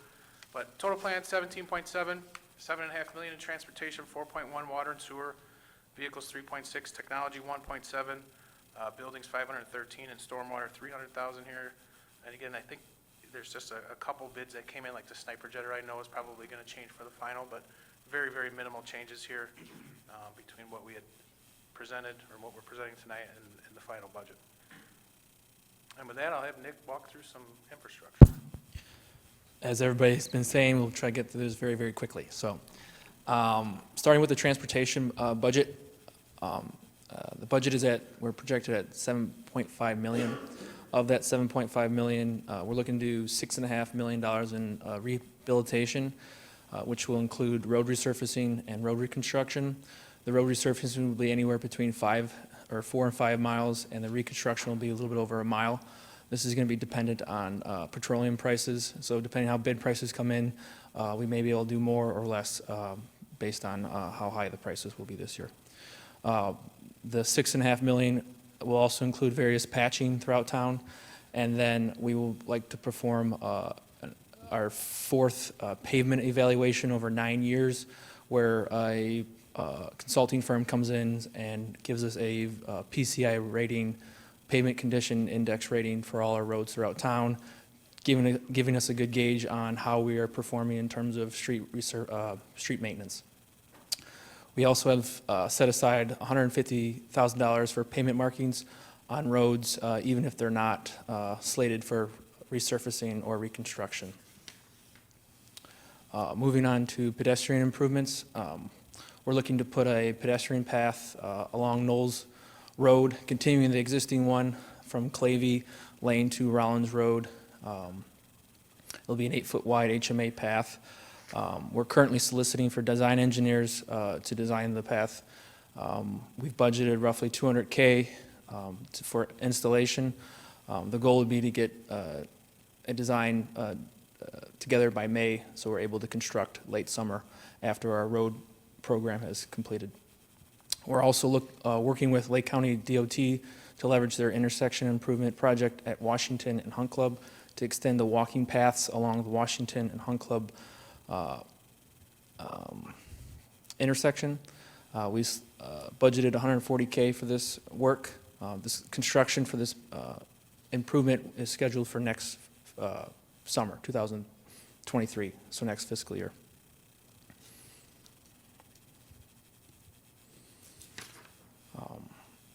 Continuing with transportation budget, we're looking to budget $128,000 for capital street lighting, which includes the final LED upgrades within Aberdare Estates subdivision. Additionally, installing new street lights along Morrison Drive, and lastly, relocating electrical cabinet at the roundabout at Almond and Data. Moving to the sidewalk maintenance. As part of the Public Works 5-year sidewalk inspection rotation, Public Works will inspect all of the sidewalk within one of the 5 zones each year, and they will create a list of the sidewalks that warrant full replacement. The village will competitively bid this work out. This will be year 3 of the sidewalk rotation and inspection and replacement. Replacement will take place in Zone 3 on the west side of town, shown in the map. We've budgeted $155,000 for the sidewalk removal and replacement. Any sidewalk issues outside this zone will be addressed with service requests to Public Works to either grind trip hazards and or remove and replace small sections of sidewalk in need of immediate replacement. Moving on to the stormwater management budget, we're looking to budget $300,000. This year, the village will look to replace the road culvert under Grove Avenue and size it appropriately with 2 18-inch culverts. This will occur between Bay Place and Belle Plaine. The current culverts restrict flow, which leads to flooding upstream before overtopping the road. The village will look to replace, additionally, the village will look to replace the American Legion culvert, which is between the Route 21 spur and the Des Plaines River, adjacent to the tank outside. We're looking right now at doing in-house design and getting Army Corps of Engineer permits to remove and replace the failing pipe. In total, the village budgeted $125K for these projects. We've also budgeted to continue to promote floodplain property acquisitions and demos with $150,000, and we've set aside $25,000 to help address any drainage issues that come up during the year.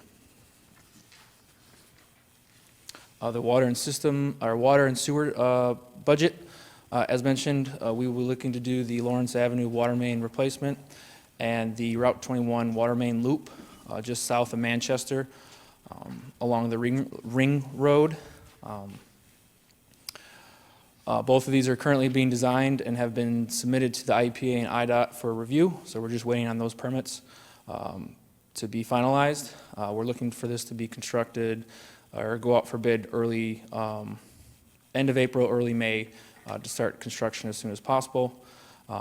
Later in the summer to early fall, we'll look to start the Juniper Street, the new water main and sewer installation. We'll look to go out for bid earlier than typically with the Juniper, just so we can have longer lead times if there are any issues with water main materials. In working closely with other agencies, the village capitalized on regional projects to leverage additional investments in water main. For example, the Washington and Hunt Club project and the Stern School and Route 41 and intersection will include additional remove and replacement of existing water main. We've budgeted $870,000 for that as well. The village is looking to budget $280K for electrical cabinetry upgrades at the lift stations and SCADA system upgrades, which will help our system operate more efficiently. And then our annually water main projects for the following fiscal year. So to get a design ready for next fiscal year, next construction season, next summer, we're looking to budget $60,000 for our next water main project. And then finally, this year, we're getting back to sewer televising and lining, where contractors come in and televise the sewers and generate reports based on industry standard criteria. The village staff will then review the imperfections in the system and obtain bids to repair those sewers with lining material, which can be done with minimal impact as it requires. And we're looking to budget $150K as well for that. And I believe that it covers our capital improvements for this coming fiscal year. Any questions? Oh, sorry. Moving on to buildings and building improvements here, total $513K. Administration, we just basically have a placeholder for HVAC and miscellaneous repairs. Police departments continuing with their multi-year plan of updating their building. Chief Smith had talked a little bit about that. Chief Kavanaugh talked about what they're doing with fire and the building and office renovations. Public Works split with streets, between streets and water and sewer. Some HVAC dollars in there, work on the material bins, flat roof repairs, and then some doors. And then out of Bittersweet, we talked about some $50,000 for clubhouse repairs. Vehicles and equipment, I think Heather hit just about all these except for the fire department. Included in the fire department is $750,000 for an engine, $290 for an ambulance. We had a potential 90-10 grant, which we can revise more as we get more information before the final budget. Command vehicle, and I think the ambulance and the command vehicle are actually carryovers from COVID. And then some dollars in there, $30,000 for warning sirens and the preemption system there. Here's all the pictures of stuff Heather talked about. I probably would not get any of these right. Sniper Center. The left there, yeah. That one I do know. Looking at technology, 1.7 million here village-wide. I'll just run through these quick and then defer to Chris and Ryan on questions. $181,000 for network equipment and applications, $143,000 for virtualization and storage hardware, $98,000 for cybersecurity, $17,000 for that fixed asset module. That's an enhancement to our current financial software. Administration, $58,000 for some conferencing and website upgrades, $40,000 for physical security improvements, and then audio-video upgrades to the council chambers here, which I think we've demonstrated a need for tonight. In the police department, $832,000 for the CAD and RMS, and $215,000 for RMS. We talked about that in conjunction with Lake County. $28,000 for physical security improvements, some more audio video upgrades for $30,000. Fire department, $50,000 for a notification system and $5,000 for physical security improvements. Now to Public Works, Heather mentioned these two. $203,000 for SCADA optimization, $33,000 for some virtualization storage equipment, and then $13,000 for physical security improvements out there. Happy to take any questions. Did Cheryl or did one of you guys have a question? Cheryl? This is back to, do we have the permission for the railroad by Old Grand yet? The short answer is no. I have been in contact with the design engineer who is responsible for coordinating that permit approval with the CP. I also have been in contact with the Canadian Pacific flaggers. So right now, I actually have flaggers scheduled for April. They're fortunate enough, they indicated that they will actually check on the status of this permit review. We don't know why it's taking so long. I'm hopeful. I've been emailing them weekly, saying where's the status. I will be emailing tomorrow on my week Tuesday email saying where are we at still. So the good news is they're just the verbiage they're saying is they're finalizing the permit review. They're finalizing the permit review. So it's not at the point of, we need revisions. They're trying to create, I guess, the permit for us. We're hopeful to get that sooner than later. So we're on top of it, and hopefully we can get that done. Other questions? would say that this is my favorite meeting of the year. Some might accuse me of saying it's because I get pizza, but other than that, I just really appreciate just a summary from each one of you in terms of what's happening. And by the time that I'm done, I'm just amazed by all that's going on in the village. And I just want to just say thank you, Pat, for the leadership that he provides, and for each one of you that you dedicate your time, your expertise, your excellence shows through in your presentations. Just am proud, and I know I can speak on behalf of the board to say that we're really appreciative that this is an example that you might not know doesn't happen in every village. It's everything but fistfights sometimes to figure out how to get a budget through, and what we do here is I'm just proud of the way it works. So thanks for all that. Yeah, I would just echo the mayor's comments. So, I mean, the last 2 years have not been fun for anybody. Chief Kavanaugh and Chief Smith touched on it from the public safety perspective and what they were dealing with, but the other departments were stressed as well. So it was unknown times as far as what was going to happen with the sales tax and hotel tax and food and beverage tax. Luckily, it wasn't as bad as we thought.